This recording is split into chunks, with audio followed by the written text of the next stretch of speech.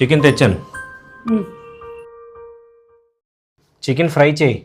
ఎంత తీసుకొచ్చారు? Half KG. ఓహో, హాఫ్ కేజీ చికెన్తో ఫ్రై. లెగ్ పీస్ కూడా తెచ్చాను. ఆహా, మళ్ళీ దాంట్లో లెగ్ పీస్ ఒకటి. ఎవరికి సరిపోద్ది? ఇప్పుడు చికెన్ రేట్ ఎంతో తెలుసా?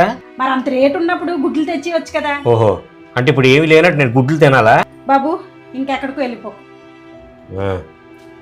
తమ్ముడు ఎలా ఉన్నావు? బాగున్నా, నువ్వు బాగున్నారా? దా.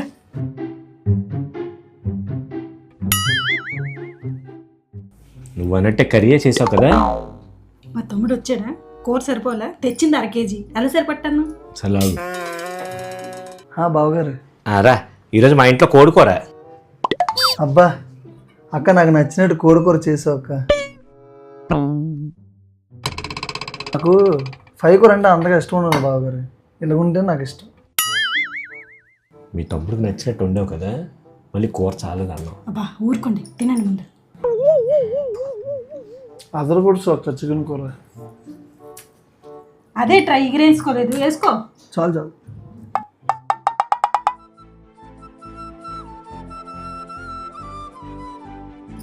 మీరు అడగడం నేను చేయకపోవడమా? తినండి.